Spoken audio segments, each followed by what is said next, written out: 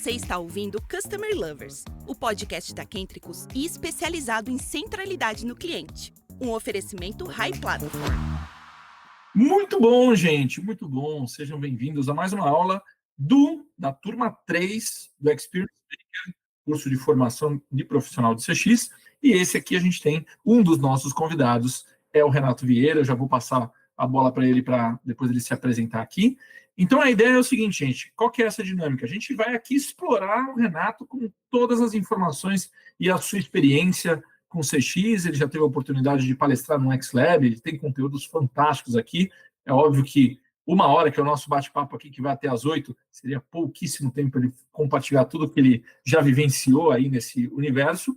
Zapata, quer falar algo? Só dar as boas-vindas aqui ao Renato, muito obrigado por tomar esse tempo por compartilhar com a gente.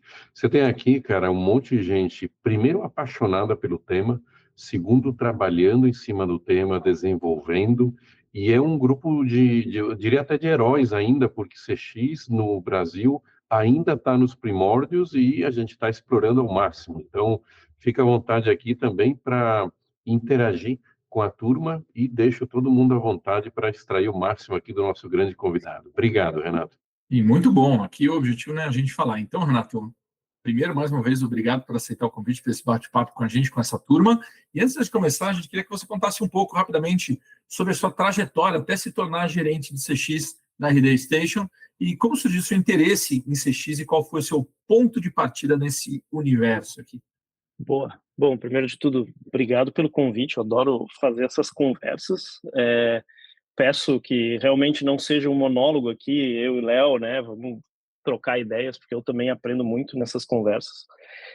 Segundamente, eu vou pedir desculpa aqui se a minha cabeça não estiver funcionando muito bem. Eu até expliquei para o Léo, eu virei pai de gêmeos.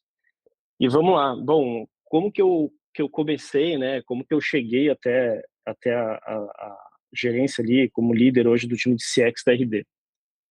Eu costumo dizer que começou muito antes de eu saber o que era CS, CX ou qualquer coisa, né? Qualquer sopa de letrinhas, né? Eu sou formado em publicidade, né? Então eu trabalhei por muito tempo em agências como criativo, né? Então eu ficava lá quebrando a cabeça fazer campanhas de publicidade, sempre pensando, né? E aí a gente já entra num primeiro tópico que depois, muitos anos depois, eu acabo usando muito em CX aqui, que é, primeiro, pensar nas pessoas que vão receber a mensagem, como que elas vão receber, como que a gente consegue, de alguma maneira, surpreender.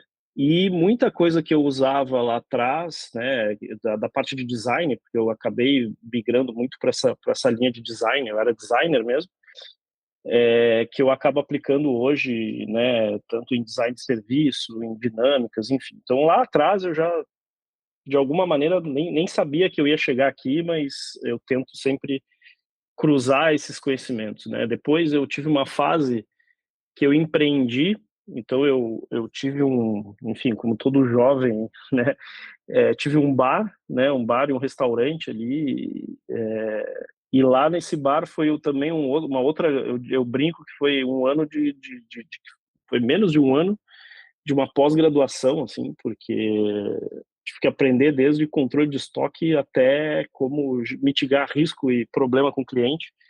E lá a gente já também fazia muito CX, porque a gente era muito chato com a experiência dos nossos clientes fisicamente no bar, né? A gente pensava desde a música que a gente usava até em ações de fidelização, por exemplo, era um bar com temática de futebol, tu podia virar sócio, ter uma carteirinha do bar que ganhava coisas para fazer a recorrência. Enfim, né? Quando dava algum problema, a gente sempre tinha uma carta na manga ali para tentar fazer um pedido de desculpas, enfim. Então, eu brinco que já começou muito antes de eu entrar na RD e entrar nesse mundo de tecnologia. Depois eu acabei entrando, né, fazendo essa migração oficial de carreira, e aí venho construindo essa carreira na RD já há 7 anos. Então, a gente brinca lá dentro da RD que depois que tu passa de 5, tu é um RDino, né, que já está há muito tempo na empresa, já estou há 7, eu já estou brincando que eu já estou virando fóssil já. Comecei como implementador, passei por vários tipos de segmentações de carteiras de CS especificamente, olhando para atendimento, E há 3 anos eu assumi a liderança, né, e a reestruturação do time de CX. E há 1 ano e meio, mais ou menos, eu ainda assumi o que a gente chama de CS em escala, né? Então a gente pegou mais uma outra parte. Então hoje eu brinco que eu divido meu chapéu ali em 2, né? Um pouco de operação de atendimento de CS em escala, que tem tudo a ver com CX, porque a gente faz muita coisa self-service ali, tenta trabalhar, e também o time de CX olhando para a parte que não é, vamos chamar assim, não é customer facing, né? O CX na RD ele não trabalha o customer facing ali. A gente tem as operações, né, de suporte de CS, e CX trabalha muito mais como um back-office apoiando esses times a gerarem mais resultado. Então, basicamente, esse é o meu resumo aqui de trajetória de carreira. Enfim, tô muito feliz nessa trajetória aqui do que vem construindo, vendo esses movimentos, né, de CX no Brasil e vendo as possibilidades que estão por vir aí com novas frentes, como inteligência artificial abrindo, e, enfim, né, outras coisas. É uma área que me empolga e me dá vontade todo dia de levantar da cama para trabalhar. Assim. Tanto que eu estou de licença paternidade, eu falo para minha esposa assim, pô, eu vou escrever. Aí eu estou escrevendo post no LinkedIn, que normalmente eu não tenho tempo, porque eu gosto tanto de estudar e dar uma lida e coisa que eu pego um tempinho ali que deu, vou lá e escrevo um post. Então é uma coisa que realmente eu faço porque eu curto muito esse universo. Muito bom, Renato. Uma carreira bem rica aqui para compartilhar com a gente. Agora, quando a gente fala da tua experiência na RD, e a gente sabe que a RD é uma empresa que tem uma cultura forte de cliente, né? Como é que foi esse processo de construção de uma cultura focada no cliente aí dentro da empresa? E quais foram os principais desafios que você e até mesmo o time enfrentaram no início de transformação digital? Cara, eu posso dizer que talvez a RD, né, quem trabalha na RD de certa maneira, privilegiado em termos de cultura de centralidade no cliente, porque a RD talvez tenha sido uma das primeiras empresas do Brasil a nascer com uma área de CS, né? Por mais que fosse uma área de CS, ela sempre teve, desde o nascimento, uma diretoria olhando para a experiência, né? A gente divide CX de CS, mas de certa maneira sempre teve uma diretoria ali, um fundador, depois a Érica veio olhando para o cliente. Então, assim, como cultura, a RD é uma empresa que já vem desde o berço com isso. Então, ela não passou por uma grande transformação de, meu Deus, a gente era uma empresa tradicional e estamos precisando provar o impacto. Enfim, a gente já conseguiu trazer isso desde sempre. Mas isso não exime de outros desafios, né? Então, assim, hoje, olhando ali os últimos anos da RD, eu até vi que a Jaque está aqui, né, e vi que tem algumas pessoas da TOTUS, a gente foi adquirido pela TOTUS, e aí a gente teve, agora a gente está num processo de crescimento também, de novo, bastante acelerado, com novos produtos e novas empresas que a gente vem adquirindo, e a empresa, a RD cresceu assustadoramente, né, a gente está com mais de 1.500 pessoas. Quando eu entrei na RD eu era o número, sei lá, 300. Hoje a gente tem um desafio de que assim, como que a gente transforma a área de CX, de fato, até para essas outras empresas, trazer a cultura que a gente tem da RD, e como que a gente também não deixa escapar algumas coisas que eram feitas de outra maneira, cria padronizações, né? E é uma coisa que a gente tem que fazer meio que a gente está trocando a turbina com o avião andando, assim, porque a empresa ela entra, mas tu não para o que está sendo feito, né? Ela está lá, tem o modus operandi dela, e aos pouquinhos tu vai ter que ir mexendo, evoluindo, né? Trazendo novas coisas. Então sempre tem alguma coisa ali. A gente sempre está nesse trabalho quase que de formiguinha de trazer essa consciência de CX, de botar o cliente no centro, né? Realinhar as culturas. Enfim, então é um ponto que hoje, né, trazendo assim como desafio, é o grande desafio que a gente está passando, e até por outras áreas, né, porque aí tem outras áreas com diferentes, vamos chamar, não é, interesses, né, com diferentes objetivos, e a gente tem que estar sempre aterrissando, tá, mas isso aqui, como é que impacta? Então vai fazendo o relacionamento. Eu falo muito sobre CX, tu ser um líder por influência, né, então a gente não tem uma liderança hierárquica, mas a gente precisa ser um líder por influência. Então, como que eu trago o time de CX para esse lugar onde a gente é consultado todo momento que existe uma dúvida, que se queira fazer algo que é diferente, mas que sabe que vai ter um impacto, o time de CX seja lembrado de estar lá sendo minimamente consultado sobre aquelas evoluções que a gente está fazendo, sabe? Então, acho que esses são os desafios que a gente está passando agora, assim, especificamente como companhia, sabe? Agora, puxando até um assunto que você falou aqui, Rê, de liderança, né? A gente sabe que um ponto importante é o impacto que o CX tem nas tomadas de decisões. Na RD Station, como é que vocês garantem que a experiência do cliente seja sempre considerada em decisões estratégicas? Você conseguiria compartilhar algum exemplo concreto, alguma coisa que você vivenciou nesses anos? Objetivamente, na prática, eu acho que eu vou dar 2 exemplos aqui que eu acho que são muito relevantes. Primeiro, acho que 3, tá? Primeiro, acho que a gente vai falar um pouco que é sobre cultura e sobre como que a companhia, né, desde o nível executivo, olha para a importância da área de CX. Isso é fundamental. A gente precisa ter esse apoio, esse respaldo para estar investindo e fazendo as transformações. Mas o que fica mais até na nossa mão, né? Porque isso a gente não controla muito bem, né? Sempre aquela coisa de cultura e tal, que a gente tem que...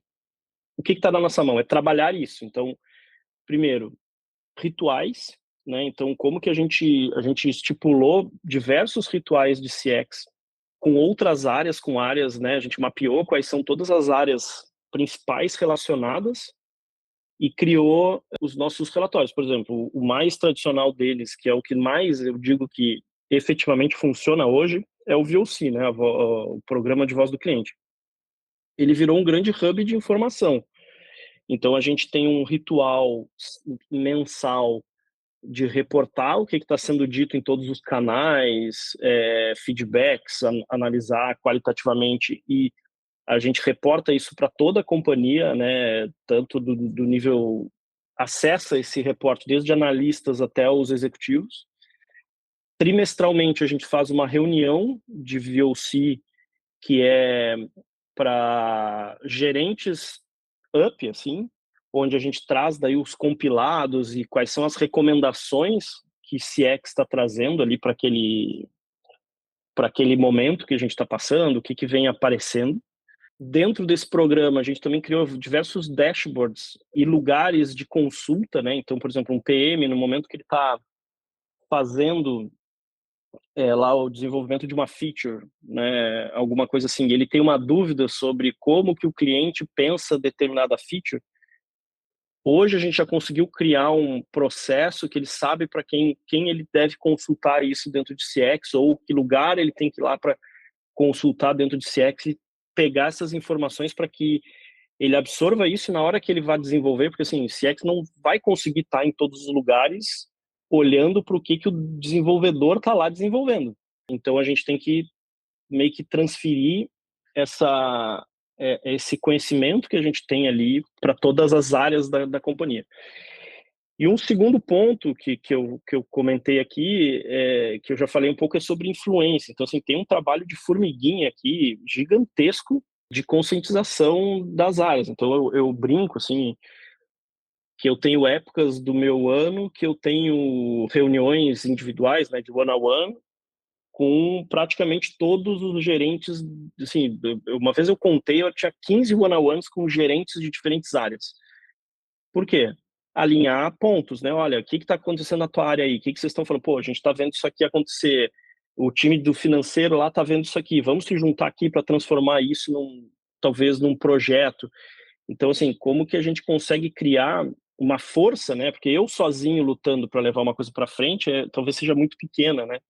E quando tu junta 2, 3 áreas que estão com a dor parecida, isso pode começar a virar um projeto, e aí a gente consegue evoluir isso de alguma maneira.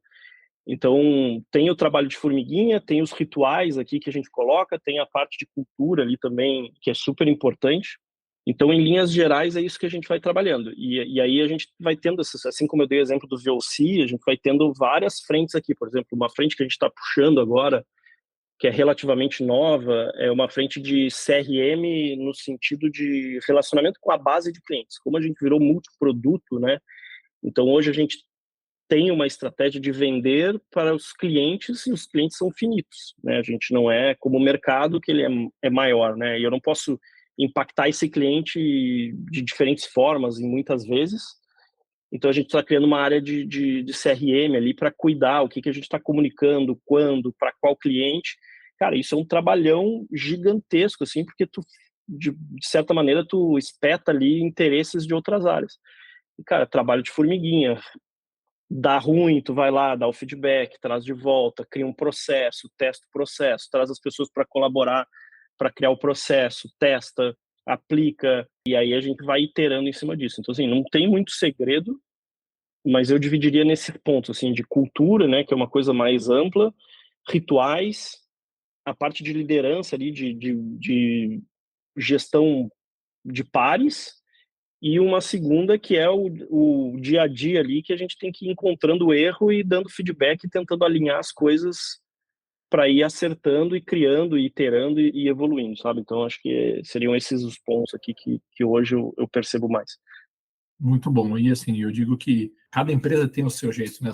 O seu framework. E esse framework que você compartilhou foi muito legal. Zapata, pergunte. Renato, você está falando, né, do impacto de CX na tomada de decisões, e muito bem, muito interessante ver como esse impacto funciona na RD.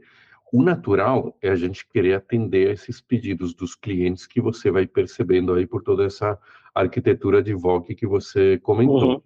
Mas minha pergunta agora é do oposto.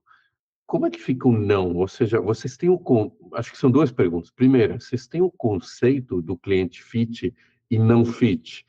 E a segunda pergunta, se tem, como é que vocês falam não para o não fit? Como é que vocês convencem a empresa que, olha, não vou fazer isso porque o cara é não fit, é contra a Uhum. gente, sabe? Sim. Como funciona? Bom ponto. Aqui acho que é uma faca de dois gumes. De novo, como o CX não controla, não tem assim, porque senão toda a área, o CEO seria o líder de CX, né? Então a gente não consegue controlar o que é executado. Nosso papel é influenciar. Então, assim, aqui vai um trabalho de conversa, de mostrar, olha, pessoal, alguns dados estão nos indicando isso aqui. A estratégia da companhia está indo para esse lugar, vamos considerar isso aqui?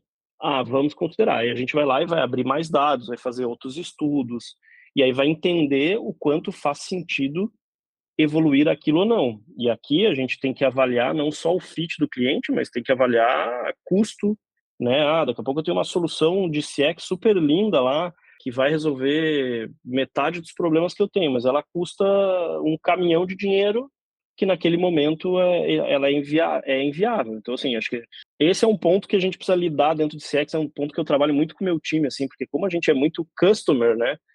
Tu fica assim, pô, mas eu queria entregar isso pro cliente, eu queria entregar. Galera, a gente vai ter que escolher as batalhas aqui. Então, tem momentos que a gente vai ter que escolher qual é a batalha principal e a gente vai ter que abrir mão de outras para trabalhar, se a gente quiser priorizar isso, ou trabalhar mais em longo prazo essa influência através desses rituais que eu comentei, e tá de coração tranquilo de que a gente não vai resolver todos os problemas de todos os clientes. Então, acho que esse é um primeiro ponto aqui, que eu falo muito isso com o meu time, assim, galera, é uma definição da companhia, a gente não vai conseguir mexer nisso, não tem grana, não tem recursos para fazer, paciência, vamos trabalhar com o que a gente tem, vamos tentar inventar aqui, achar um outro caminho. Acho que esse é um ponto. Mas, obviamente, também tem que trabalhar com o lado de ser, às vezes, incisivo e de bater em algumas teclas. Então, assim, às vezes eu falo lá para a Carol, né, que é a principal pessoa do VOC, ela, Renato, esse relatório aqui está repetitivo porque a gente está colocando aqui o terceiro mês seguido tal coisa. Eu falei, mas é isso que a gente tem que fazer, a gente tem que colocar, porque em algum momento a gente vai ter que chegar nesse lugar e aparecer. Pode ser que a gente não ataque agora, mas isso tem que ser construído. Então, acho que a gente trabalha nesses dois lugares aqui, né? O lugar onde a gente precisa estrategicamente olhar para a empresa e saber o que é sim e o que é não, não só pelo fator cliente, né? Porque se a gente for fazer tudo que os clientes querem, eu tenho certeza que eu quebraria a RD, porque eu quero uma solução XPTO. Cara, isso vai ao encontro do plano estratégico da companhia? Cara, não vai. Então, vamos ter que estar de coração tranquilo que não vai. E, por outro lado, também olhar e ver como que eu construo vamos chamar assim, um storytelling para cada vez mais e convencendo as pessoas que são as decisoras, né, que tem ali a caneta, para ir para um caminho de definição. E aqui vai ter diferentes níveis, né? Tu tem o nível mais direto, que é teoricamente mais fácil, e tem os níveis mais indiretos ali, que tu tem que fazer um caminho, às vezes tu tem que trabalhar por meses em cima disso para conseguir fazer esses convencimentos. Então, assim, é um equilíbrio aqui, tem que achar essa balança. Não sei, Zapato, se eu conseguir te responder aqui a tua dúvida. As pesquisas, elas são todas dentro do produto, certo? Vocês não fazem nenhuma pesquisa de satisfação fora, por telefone ou e-mail, né? Quando você fala, a gente analisa e encaminha as necessidades do cliente, é a pesquisa que está dentro do produto? O usuário responde? O NPS, sim. Mas Tá. a gente faz outros tipos de pesquisas também, que aí a gente entra em contato com o cliente. Mas elas são qualitativas. Qualitativas, e quando eu já tenho, de repente, uma hipótese mais bem estruturada por dados mais quant, e eu preciso fazer uma validação mais quali, validar se uma ideia está indo, se não. Aí a gente muitas vezes vai para o caminho de entrevistas, né? Beleza. E tem Mas também... aí é CX que faz, não é o time de produto, é CX diretamente. Depende. Tá. A gente hoje está criando, até a gente criou, questão de 3 meses, 4 meses atrás, um chapter de pesquisa dentro da RD.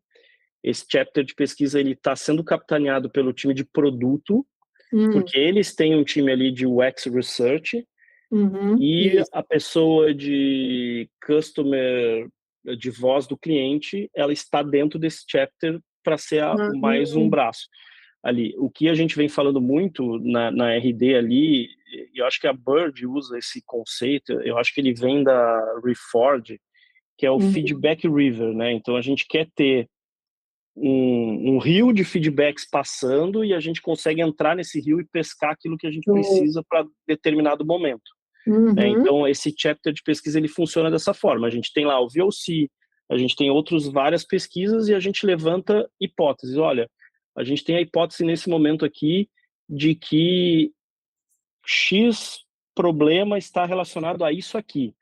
Vamos pegar diferentes habilidades aqui, né? Então eu vou ter um researcher de UX, eu vou ter um PM, eu vou ter alguém de CX, eu posso pontualmente ter alguém de outra área, e eu vou fechar essa hipótese de pesquisa, e aí eu vou dar mais ênfase para isso, e aí tiro um relatório específico disso para direcionar a alguma coisa. Então isso acontece, e a gente estruturou dessa maneira agora. Isso já acontecia meio orgânico, e aí também estava acontecendo um outro problema, que era 2, 3 áreas fazendo pesquisas iguais, e aí a gente estava desperdiçando recurso. Então a gente unificou tudo isso nesse chapter de pesquisa que a gente está chamando, e aí a gente define ali em conjunto quais são as pesquisas estratégicas, e aí coloca o time a executar. Tá bom. Aí só um ponto, Simone e Kátia, depois vale uma conversa ali, porque o modelo é bem parecido com o que vocês estão implementando ali. Vale a conversa separada. Uma outra pergunta rapidinho, o seu time tem um time de analytics. Então, dentro de CX, você tem um time de analistas de dados e etc., para fazer toda essa análise em cima dos dados, seja de VOC, ou seja do produto, etc. Eu diria assim, que eu gostaria de ter um time. Um time é muito forte, tá? Eu tenho 2 pessoas, sendo bem honesto, assim. Eu tenho hoje 2 pessoas que elas são as pessoas que fazem o VOC, em resumo. O que acontece? Na RD a gente tem times de CSOps, né, e times de RevOps. Então, esses times, sim, são responsáveis por minerar dados, por trazer. Então, assim, muitos desses dados, eles estão lá, e aí a gente só faz a comunicação. Olha, eu quero ver aqui o comportamento desse tipo de cliente. O que tu consegue para mim? Aí eles nos ajudam.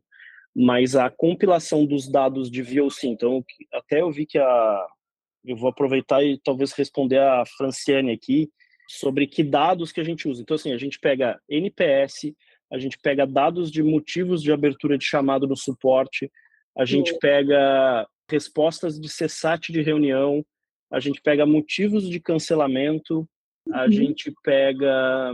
Deixa eu lembrar todos aqui, porque é uma infinidade. A gente pega Reclame Aqui. Então, tudo isso, o meu time de CX, essas 2 pessoas, basicamente, elas analisam isso mensalmente. Então, elas param, olham para esses dados, né? A gente tem dentro das áreas que... Aí, essa é a importância de estar bem construído esse processo. Porque as áreas é que alimentam. Se as áreas não têm um processo claro, definido, não faz o registro, deu ruim para a gente. Então, as áreas vão lá, registram, a gente tem o lugar para ir buscar isso e traz para uma compilação. E aí, depois, a gente vai ler todos os dados qualitativos e tirar as nossas conclusões dentro desse report. Então, basicamente, esse é o trabalho que a gente faz. E aí, a gente tem alguns processinhos, por exemplo, de fechamento de loop, né? Então, o cliente deu um NPS detrator, a Carol já manda um e-mail automático para ele para pegar mais informações. Alguns clientes respondem, outros não. Enfim, a gente vai fazendo esse processo bem... eu diria que ele é bem ágil na RD, tá? Da forma como a gente fez. Ele foi se construindo meio lean, assim, mas ele funciona de uma maneira bem pouco burocrática, eu vou dizer, mas tem funcionado bem para a gente. Muito bom, Jaque. Respondeu a pergunta? Sim, ótimo, obrigada. Bom, Fran, também conseguiu responder a sua pergunta? Aproveitando nesse tema, e aí a pergunta da Vanessa colocou ali é uma pergunta interessante, porque é uma pergunta que a gente quer saber, inclusive a última aula a gente falou um pouco sobre isso, mas assim, você recebe um monte de feedbacks, tratam uma série de projetos para suprir essas demandas, esses gaps. Como vocês priorizam esses projetos? Porque deve aparecer um monte de coisa, né? Sim. E aí, como é que vocês conseguem resolver essa equação aí dentro da RD? A priorização de projetos, ela está basicamente e diretamente ligada com a definição estratégica da companhia. Então, assim, em CX eu não tenho o poder de mudar ali o que o Tubino, né, que é o CEO hoje da RD, define junto com seus executivos e junto com a TOTOS ali, né, que tem, né, o conselho, junto lá com o Denis, né? A gente não tem poder sobre isso, né? Então, existe uma definição de caminho que a RD está indo e tomando e definindo como modelo de negócio. A partir disso, cada área vai fazendo o seu trabalho de quebrar onde que ela colabora para esse mapa estratégico que é a visão que a gente vai ir como RD. Então, basicamente, assim, tudo que é priorizado na RD hoje dentro desse volume, ele vai estar conectado direto com essa estratégia que está definida pela RD. O que não impede daquilo que eu comentei antes, né, de a gente estar fazendo um trabalho de descobrir alguma coisa nesse meio de caminho e criar um storytelling para convencer que a gente deveria evoluir para um caminho, né? Olha, isso aqui não está no nosso mapa estratégico, mas a gente está entendendo que aqui existe talvez entender como que a gente leva isso, né? A gente vai ter uma economia tanto, a gente vai ganhar tanto em vendas, a gente vai melhorar a satisfação do cliente em X, nessa aposta que a gente tem. E aí a gente vai tentar colocar isso como uma prioridade. No fim, é isso que a gente olha. Quando a gente está falando de projetos menores, né, então a gente divide o portfólio de projetos aqui em T1, T2, T3, né? O T1 são os projetos diretamente ligados a essa estratégia, os T3 são projetos mais de área. Projetos mais de área a gente define aqui, dentro de acordo com os objetivos que a gente tem, caminhos que a gente vai seguir. Aqui a gente tem um pouquinho mais de margem de manobra, mas, de novo, a gente não consegue atacar tudo, então a gente escolhe baseado naquilo que é o 80-20 aqui, o que a gente vai conseguir com mais retorno, mais resultado e que, de alguma maneira, não tenha um alto custo, um alto esforço. É muito esse trabalho. E algumas das outras priorizações que a gente vai trabalhando, ela vai muito nessa influência. Por exemplo, o roadmap de produto, tu tem a visão estratégica, vamos dizer assim, mas ele é desenhado a cada trimestre. O VOC, ele é desenhado, o ritual de VOC ele é feito antes da definição do próximo trimestre para que a gente tente influenciar ao máximo a decisão do roadmap de produto. Então, assim que a gente vai tentando cavar alguns espaços dentro dessas prioridades para evoluir, assim. Então, basicamente é essa a visão, assim. Não adianta eu chegar aqui e ser super romântico e dizer assim, não, a gente tem o nosso próprio roadmap de projetos olhando para o cliente. Não, toda companhia tem uma visão, um lugar que ela quer chegar e todo mundo vai ter que trabalhar para ajudar a empresa a chegar lá naquele lugar, e CX entra aqui dentro. Não é diferente disso, né? Eu vejo, quanto mais direcionado à visão da companhia tu consegue desenhar um projeto ou uma solução, ou o que seja, mais fácil é de tu conseguir recurso, conseguir aprovação, porque é onde os executivos eles estão olhando ali, né? Então, no meio do caminho, eles estão olhando ali, pô, não estamos atingindo o número aqui que a gente precisa fazer alguma margem de manobra para chegar nesse objetivo. Pô, tem esse projeto aqui que está ali engavetado, que se é que fez, vamos tirar ele aqui, vamos tentar fazer, e aí tu vai colocando as coisas ali no andar, né? Com que a carroça vai andando, as abóboras se acomodam. Então, é um pouco isso, assim, então é um trabalho também que eu tento executar, que eu tento provocar muito meu time a ficar atento aos sinais invisíveis, assim, né? Porque às vezes tu tá participando de uma reunião, alguém fala uma coisa que tu diz, opa, eu vou me agarrar nessa coisa que alguém falou aqui, porque eu tenho uma outra aqui em CX que cola aqui. Aí tu vai tirar aquilo ali da reunião e vai levar lá, pô, olha só, eu vi que tu falou na reunião que tá pensando em fazer uma iniciativa XPTO, eu tenho uma aqui minha que a gente estava tentando fazer, mas não tá, e aí a gente vai juntando forças para conseguir deixar a coisa um pouquinho maior e gerar mais impacto, sabe? Muito bom, cara, muito bom. E é um grande desafio, né, Rê? Você ter muitos projetos, você saber uma turma quer puxar para um lado, outra turma quer puxar para o outro, para quem que se agrada, né? E tem um ponto até que meu time fala muito, eu concordo com eles, assim, que a gente também tem que ter muito cuidado para o time de CX não virar um escritório de projetos. Porque se deixar, a empresa te chama só para os projetos que estão ali dentro. Então, assim, a gente tenta, dentro desse equilíbrio de tempo, né? Então, é um exercício que eu faço semestralmente com os líderes que eu tenho, de qual tempo que eu estou alocando para projetos que são estruturantes, mas que eu também consiga ter alguns projetos que são de origem de CX, que não tem um impacto gigante na companhia, que eu posso testar mais rápido dentro da minha estrutura. E muitas vezes quando eu consigo emplacar, eu faço um teste rápido, gero um valor e aí eu consigo chegar lá já com impacto aqui, olha só, eu fiz aqui com 1% da base, eu consegui chegar nesse resultado. Vamos ampliar isso aqui? Cara, é muito difícil tu chegar com o negócio na ponta do lápis ali, a conta fechando, que alguém não compre a tua ideia quando ela já está previamente testada. Então, eu tento equilibrar um pouco o que é projeto, com o que é o ongoing de CX, né, que são esses rituais, essas coisas que a gente tem que tocar, com uma partezinha de banda que eu tento deixar para o time para a gente poder exercitar a criatividade aqui de achar algumas coisas para fazer e tentar mover, né? A gente está agora tentando, a gente vai abrir um projeto de Reclame Aqui, por exemplo, que é para tentar melhorar a nota ali. A gente até está concorrendo ao prêmio do Reclame Aqui, mas a gente precisa melhorar ali o impacto que a gente está tendo. Então, o time de CX encabeçou isso, puxou, a gente está fazendo ali um trabalho pequenininho, e aí a gente vai tentar levar ele para o planejamento do ano que vem, por exemplo, entendeu? Sensacional, sensacional, um belo desafio. Fala, Zapa. É só um complemento que você tocou num assunto, Renato, extremamente importante e comum, que é a briga entre projetos estruturais, que não necessariamente melhora a experiência do cliente de uma maneira direta, e o grupo de projetos que melhora. Você deu uma pincelada, mas é possível você mergulhar um pouquinho mais para ilustrar para a turma aqui como você compara laranja com banana ali? Como que a gente compara as laranjas com bananas? Esse é um bom ponto, assim. Eu gosto de dividir, assim, o projeto estruturante, ele é um projeto que ele já nasce da empresa, né? Então, ele já tem esse caráter mais multidisciplinar, com um olhar até, às vezes, meio complexo, né? São projetos mais complexos. E às vezes eles impactam a experiência, mas nem sempre, como tu falou.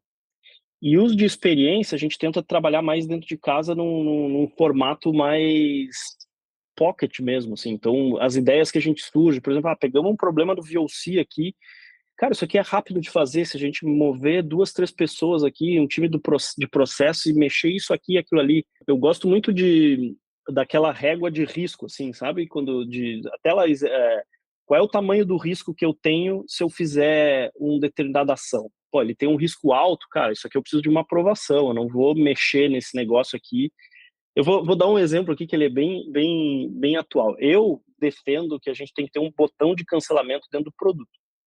Cara, isso é um nível de experiência self-service e tu garantir que tu tem o produto muito bom para que as pessoas que vão cancelar ali, elas realmente só cancelam quando chegam. Quando tu leva essa pauta para uma área executiva, diz assim, meu Deus, não, que isso aqui vai aumentar o meu churn, e falar em churn é para tudo. Então, assim, eu não posso tomar essa decisão de chegar no time de produto e dizer, vamos botar o botão, isso aqui eu preciso ter uma aprovação, eu tenho que ter um nível de complexidade maior, eu tenho que ter um cuidado muito maior de como que eu levo. Agora, eu estou fazendo um teste agora de colocar uma IA, um agente de IA dentro do produto CRM, que ela está treinada, a gente está treinando ela faz 6 meses. Cara, qual é o risco que eu tenho disso dar errado? Baixíssimo. Cara, preciso aprovação? Talvez não. Então eu só preciso convencer o cara de produto lá, botar ela dentro do produto. Então eu vou tentando separar talvez até no nível de risco que o projeto tenha e nível de complexidade também. E aí alguns de experiência a gente consegue encaixar mais nesse lugar, assim, o que é uma experiência que eu consigo mexer fácil, rápido, com baixo risco, e o que são outras que aí eu vou ter que botar isso dentro. E aí eu fico, quando são esses projetos mais complexos, eu fico tentando achar essas brechas nessas conversas, né? Então, vamos falar aqui reclame aqui tá doendo. O botão de cancelamento é um motivo pelo qual as pessoas abrem o reclame aqui, porque elas não sabem como cancelar. Aí tu consegue encaixar aquilo ali para abrir um estudo maior e tentar convencer as pessoas de que deveria ter esse caminho para lá, entendeu? Agora, só fazer um comentário antes de passar para a Fran, fazer a pergunta dela. Outro dia, Renata, eu estava num treinamento e aí alguém falou, a gente estava falando sobre estratégias de churn, né? Ou seja, de fidelidade do cliente, né? De conquistar a lealdade do cliente. E aí um aluno falou assim, com todas as palavras e com orgulho, assim, a gente tem uma estratégia fantástica aqui, que a gente esconde vamos dizer assim, o botão de cancelamento, tá? Mas assim, só para cancelar, ele tinha que fazer, né, enfim, dar uma volta tremenda. E aí, para ele, isso era uma estratégia de retenção. Olha. Sim, exato. E assim, isso acontece com bastante frequência, né? Porque quando a gente não está pensando na experiência do cliente, tu está pensando no resultado. E aí, cara, eu brinco assim, eu uso até esse exemplo, assim, se eu quiser bater minhas metas de suporte, é muito fácil, eu escondo o botão de fale conosco, tiro ele do site.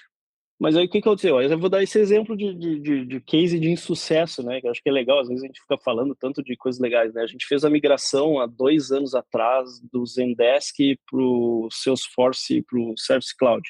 Cara, no dia D ali que desligou o Zendesk e ligou o Service Cloud, cara, assim, foram 3 meses de desespero porque o que aconteceu? Tava dando muito problema de login para abrir chamado.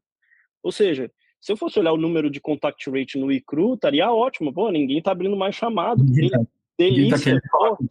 Cara, os caras de social da RD, quem responde social é o marketing, né? Porque ele tem o marketing tem muito mais o caráter de geração de demanda, eles usam social para isso, não para responder suporte.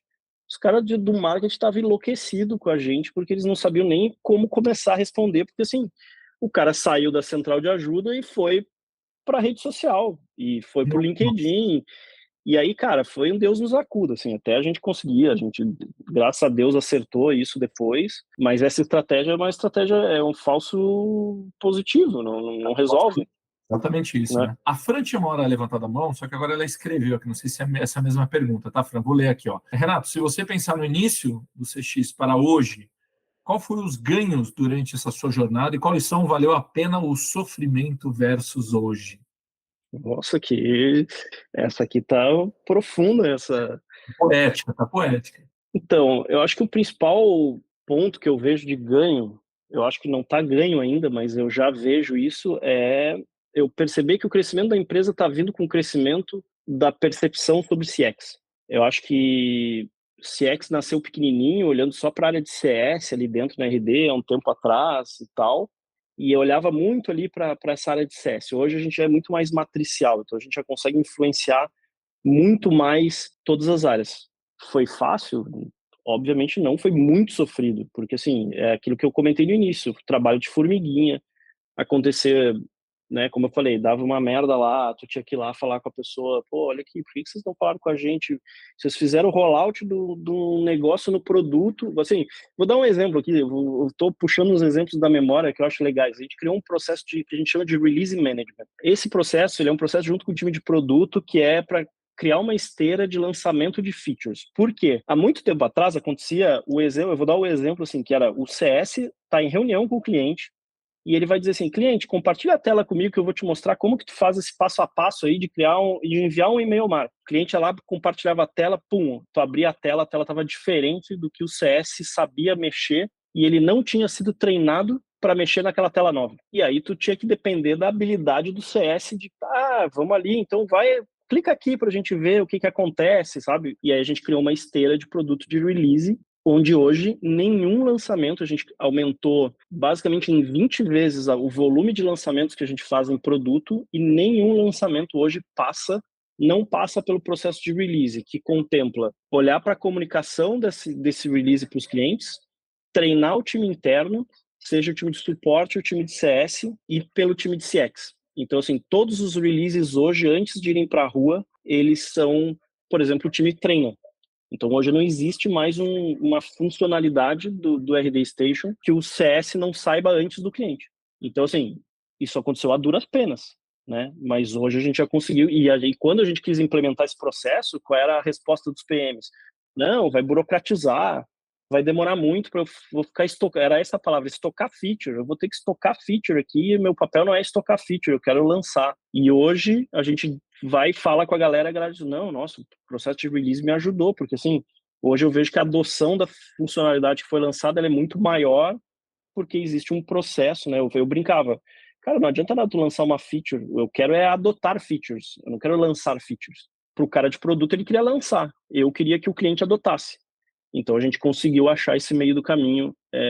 Então, assim, alguns exemplos aqui que eu estou trazendo de que, cara, foi na dor ali, dava muito erro, muito problema, mas a gente vai resolvendo. Hoje a gente está num lugar muito bacana, por exemplo, desse processo de release, ele é muito maduro já na RD. E aí o que acontece? O time de CX vai lá e vai resolver outro problema, que agora é a jornada do Reclame Aqui, a jornada do cancelamento, outras coisas. A gente vai pulando nos problemas que vão tendo, assim, sabe? E assim, não tem jeito, né?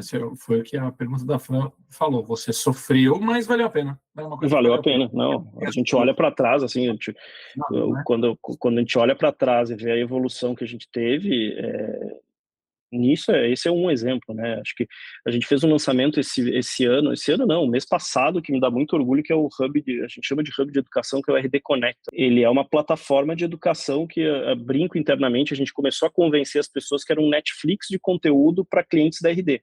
Então, assim, a gente lançou ela mês passado. Então, assim, a gente antes fazia ela numa landing page, fazia uma confusão com o Zoom, tinha que fazer um monte de cruzamento de dados. Agora a gente contratou uma plataforma, um LMS de Customer Education, especializado em Customer Education, criou um site, tudo está lá dentro, o cliente acessa lá, tem vídeo curto, tem e-book, tem treinamento ao vivo, tem treinamento gravado. A plataforma é a plataforma da Gainsight, que ela se chamava NorthPass, e agora é o Gainsight CE, né, o Gainsight Customer Education. Então a gente implementou, dá um baita de um orgulho de ver e olhar para 2 anos atrás que a gente não tinha nada disso, assim, sabe?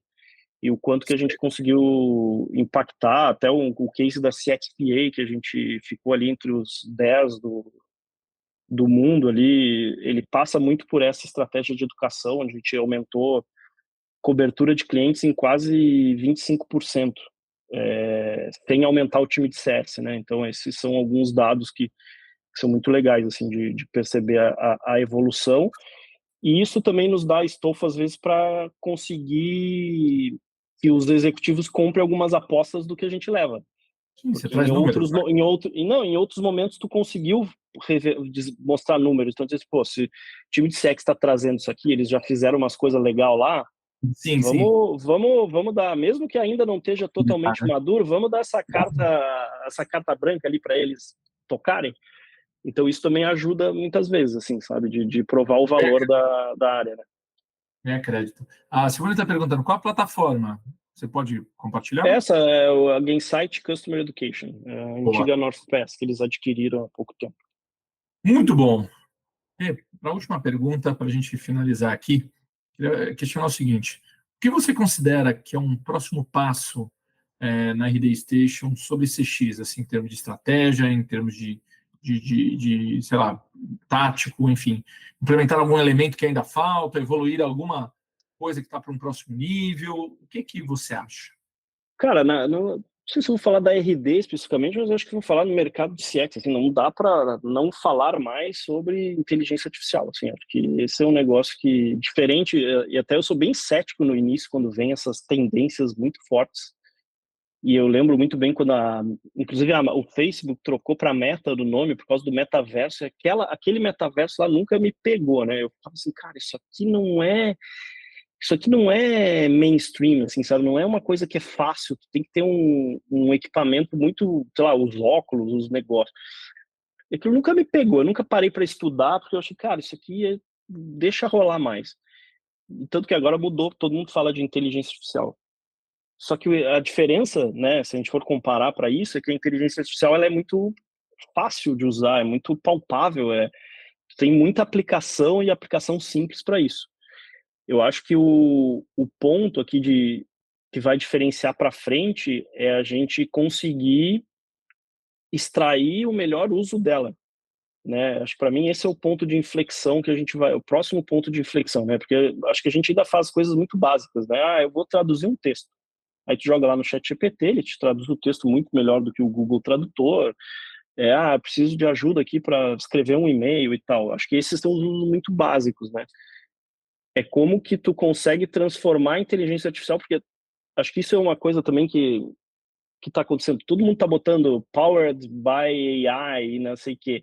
Cara, mas quanto de fato está sendo usado? Eu acho que o grande desafio é o momento que, de fato, a inteligência artificial ela vai ser usada e usada a benefício das empresas, gerando valor, gerando eficiência operacional, né, gerando dinheiros, né?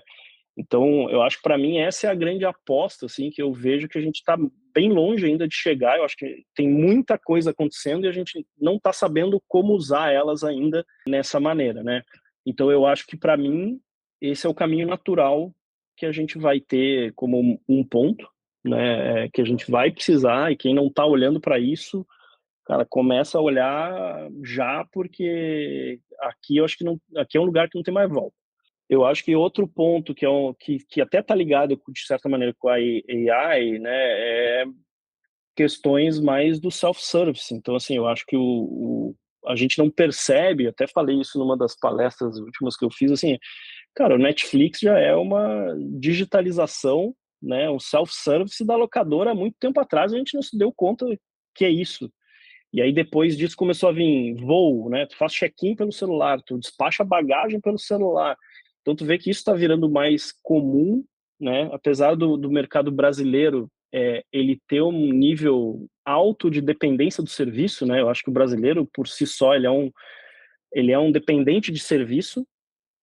Eu acho que a tendência é que a gente evolua também as estratégias digitais para outro nível e níveis, por exemplo, que é o que a gente tem tentado fazer na RD de B2B, assim. Então, como que eu potencializo que outras empresas usem a minha solução? Cara, na RD eu não tenho uma aplicação para fazer assim no celular, mas eu posso ter uma inteligência artificial que te ajuda a tirar dúvida, cria um e-mail para tu fazer isso mais rápido, eu posso tirar um boleto mais fácil, eu posso tirar dúvidas, enfim, eu acho que são esses os caminhos que eu tenho enxergado mais como tendência, assim, não vejo nada aqui extremamente novo, mas eu vejo que a gente tem muito ajuste de uso para fazer que gere resultado, sabe?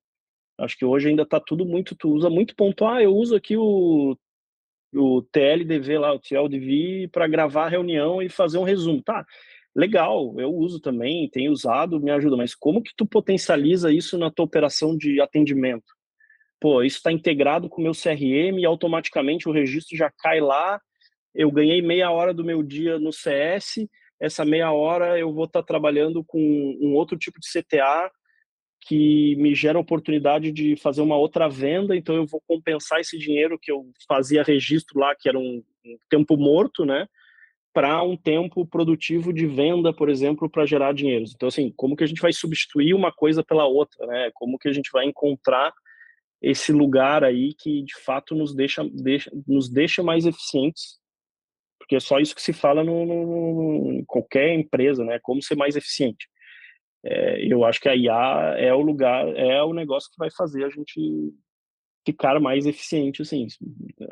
Tirando as discussões filosóficas, se isso é bom ou se é ruim, Sim, né? sim. Mas ela vai fazer. Agora, deixa eu fazer Tem um a dúvida. comentário da tua fala, Rê. Você falou, né? O brasileiro gosta de serviço. Eu tenho uma teoria sobre isso, tá? A questão do brasileiro gostar de serviço inclui uma parcela de culpa da própria empresa. Vou dar um exemplo clássico para mim. Você já me conheceu pessoalmente, né? Eu sou alto, né? Então, assim, Uhum. para ir pegar voo, eu nunca faço autoatendimento. Por quê? Porque eu não posso. Eu preciso pegar corredor e preciso pegar aquelas que ficam, que não abaixam, né? Que é Uhum. de e tal. O que acontece? Se eu faço o check-in, nunca tem. Aí eu chego lá, quando eu converso, explico para a pessoa, ela fala, não, peraí, deixa eu pesquisar. Achei aqui, ó, tem um lugar, consegui essa vaga para você. Então, o que acontece? A própria empresa, eu dei um exemplo Uhum. da companhia aérea, mas isso acontece com a maioria das empresas. Então, ela fala assim, olha, eu vou colocar no autoatendimento, eu não vou colocar a regra 100%, vou colocar uma parte da regra, porque a outra Uhum. regra precisa ter flexibilidade para criar situações diferentes, né? Uma coisa que, eu não vou falar que é o jeitinho brasileiro, mas é uma coisa assim, Uhum. uma coisa aqui para negociar. E aí você acaba tendo esse... Então, assim, não é tipo uma coisa que você vai num país que você fala, ó, aqui é 100%. O que você vê aqui vai ter em todo lugar. É. Nunca é assim. Então, aí você acaba criando uma cultura do próprio brasileiro. Né? Mas assim, eu acho, Léo, eu acho que esse exemplo que tu deu é um baita de um exemplo para o que eu entendo que vai ser uma visão futura de self-service. O caminho do self-service não é resolver 100% dos casos, mas é ele resolver 80% dos casos, e os 20% que a gente não resolve, a gente tem uma pessoa lá que resolve fácil, porque os outros 80 já saíram da fila, né? Uma coisa é tu fazer um check-in para conseguir uma cadeira mais espaçosa e ter outros 40 na tua frente que só querem fazer o check-in. Outra coisa é, os 40 da tua frente já fizeram o check-in, tu chega lá no balcão e o balcão não tem mais ninguém, e em 5 minutos tu resolve aquilo ali porque é um caso específico. Quando eu falo de brasileiro ser servido, cara, para mim o exemplo mais clássico que tem é posto de gasolina. Eu não consigo entender por que no Brasil a gente tem frentista. Porque é um negócio tão simples, tu podia passar um cartão de crédito e botar, e aí eu fico pensando, Renato, se tu tem um custo de trabalhista, que é o maior custo das empresas, quanto que não baixaria no preço do litro da gasolina se a gente... Tá, ok, aí vamos falar aqui da parte mais social, de empregos e tal, beleza. Mas para mim é uma lógica, assim, sabe? se não me engano, Renato, é legislação, não é Eu CLT, não falo é, que posto de gasolina. pior É lei. ainda, né? É lei. Mas eu entendi o ponto. Mas lei ou não lei, porque a lei eu acho que ela protege até por uma questão social e tal, de emprego, sabe? A gente tem esse negócio e tá tudo bem. Mas eu digo assim, essa lógica do ser servido, eu não sei se assim, teria que demorar muito tempo num posto de gasolina self-service para o brasileiro se acostumar a ir lá e ele é acostumado a ser servido, né? Isso é historicamente a história do Brasil está aí para provar isso, né? Então eu acho que tem essa diferença, mas eu acho que isso pela digitalização a gente tende no futuro, até por mudança geracional, né? Que está acontecendo é de que o digital, assim, hoje tu contrata um streaming pela televisão, sabe? Eu não quero falar com o cara para cancelar minha Disney Plus, sabe? Eu vou ali, aperto o botão, pronto, já foi, é isso, sabe? Então, acho que é esses os caminhos, assim, sabe? Não, eu concordo. Mas uma coisa vai levar a outra, assim. É óbvio que é um processo e envolve cultura do país e envolve comportamento. Exato. Mas eu gosto disso, tá? E principalmente essas discussões que, para mim, não são eternas, que são, o chat, não, eu quero ser atendido pelo chat, mas que seja um ser humano. Uhum. É a mesma coisa, cara. Pelo contrário, tem Mas coisa que eu pode ser gostaria que de ir pelo porque chatbot. pode ser que a experiência do cara no chatbot das outras 20 vezes que ele usou foram horrorosas, então ele já não quer mais. Exatamente. E Né? aí tu tem que conseguir, e aí é o ponto, né? Tu tem que conseguir construir para construir. Então, assim, eu tô vendo, por exemplo, tem a Cloud Humans ali, que eu conversei com os guris lá, os caras muito massa, assim. Cara, uma IA, um agente de IA. Até escrevi isso no meu post hoje lá, que eu publiquei. Cara, é do caralho a resposta que o negócio dá. e aí eu tenho lá no meu suporte uma reclamação de que as respostas do meu suporte são padronizadas com o humano. Então, assim, cara, se vai ser padronizado com o humano, padroniza com a IA, que ela vai pelo menos responder mais rápido e vai identificar se o sentimento do cara é ruim e vai fazer, e aí tu faz um handoff para alguém que já deram a instrução inicial. E aí eu, como ser humano, eu vou me focar a resolver o problema da pessoa e não ficar rodeando, sabe? Eu acho que esse é a quebra de paradigma que a gente vai ter que encontrar ainda, sabe? Excelente, né? Agradecer de coração o teu conteúdo, a tua experiência compartilhada aqui, foi sensacional esse bate-papo com boa parte da turma, 80% da turma aqui, da turma 3 e de outras turmas que estão aqui também absorvendo esse seu conteúdo. Gente, obrigado. Obrigado, Rê. Você acabou de ouvir o Customer Lovers, o podcast da Kentricus com o oferecimento da High Platform. Visite nosso perfil no Spotify e se liga em todos os episódios que já rolaram por aqui.